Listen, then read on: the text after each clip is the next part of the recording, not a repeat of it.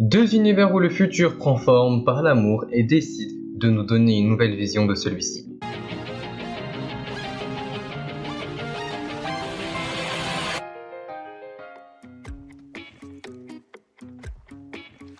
Bonjour les gens, aujourd'hui on se retrouve pour un épisode 2 d'un concept qui date un peu.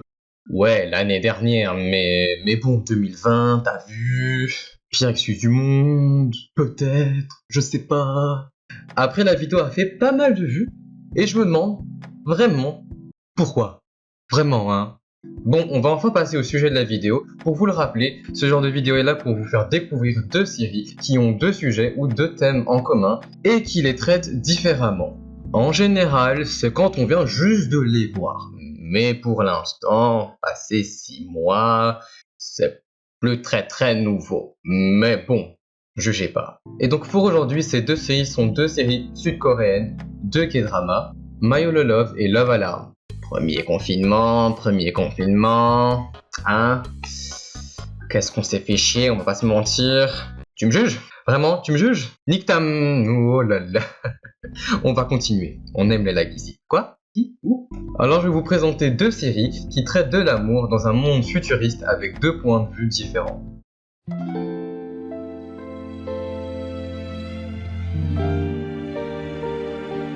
My Love est une mini-série coréenne, un K-drama, original Netflix qui est sorti en 2020, le 7 février, qui possède 12 épisodes, de à peu près 50 minutes chacun, qui possède aussi une VF, pour ceux qui aiment la VF. Son genre, c'est un peu écrit sur la miniature et le titre, est une romance dans un univers de science-fiction qui nous raconte la rencontre de Han So-yeon et le conflit dans Londres entre deux entreprises pour une technologie qui révolutionnera le futur.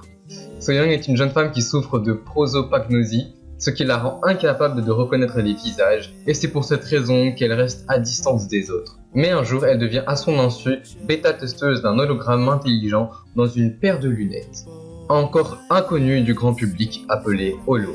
Et de ça, en découle sa chasse pour récupérer les lunettes par une entreprise rivale. De l'entreprise propriétaire de Holo, la jeune femme, le créateur de Holo et le PDG rival, au contact des uns et des autres, prendront conscience de choses qu'ils ignoraient jusqu'à présent.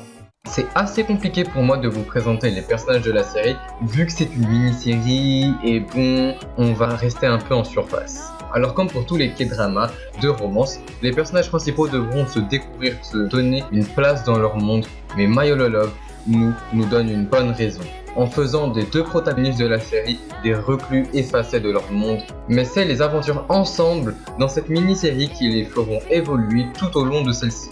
Mais il n'y a pas que les humains qui évoluent, car Holo lui aussi découvrira sa place d'hologramme dans ce nouveau monde qu'il essaye de comprendre.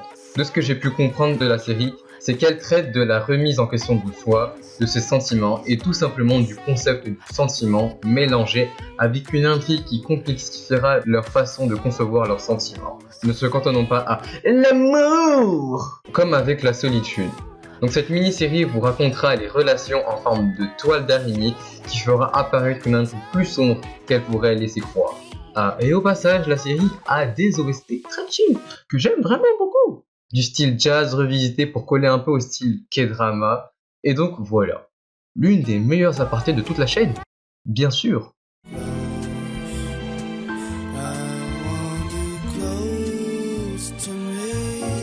Ensuite, Love Alarm est aussi une série coréenne de Netflix qui est sortie en 2019 pour sa première saison. Et oui, c'est assez particulier qu'un K-drama ne soit pas une mini-série. Donc une nouvelle saison est en production pour sortir cette année. Devrait, on verra. La série est basée d'un webtoon du même nom publié sur le site Webtoon, bien sûr. Elle se compose de 8 épisodes d'à peu près 50 minutes en général. Une VF est aussi proposée. C'est une série romantique pour ados dans un monde où une nouvelle application, appelée Love Alarm, allumée dans un rayon de 10 mètres. Si vous avez des sentiments pour quelqu'un, ils lui seront partagés avec un petit cœur sur leur téléphone.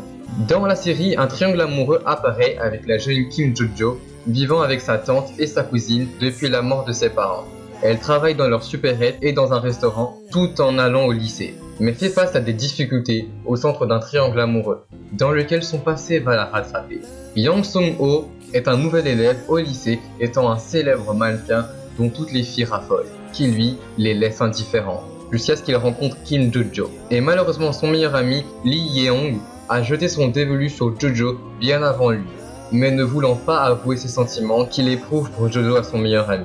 Tout ça dans une société qui découvre Love Alarm, ses bienfaits et ses dérives. Les trois protagonistes doivent régler ce problème, mais aussi supporter leur entourage qui ne les aide pas vraiment. Entre Jojo, dû à ses parents, doit se battre intérieurement et extérieurement, vous le verrez. Son-ho, lui, qui vit dans un monde faux et superficiel, doit réapprendre à vivre normalement. Et du côté de Yeong, s'occuper de son dilemme entre son ami et la fille qu'il aime. Love Alarm pourrait être aussi un personnage car l'application est omniprésente dans l'univers de la série, car elle va aussi s'immiscer dans leur vie et tous les autres personnages, en devenant le je t'aime de la série, qui va aider des personnes à se confier leur amour, mais aussi par opposition va aussi gâcher la vie de certains. Donc maintenant que je vous ai présenté les deux K-dramas, passons à la conclusion.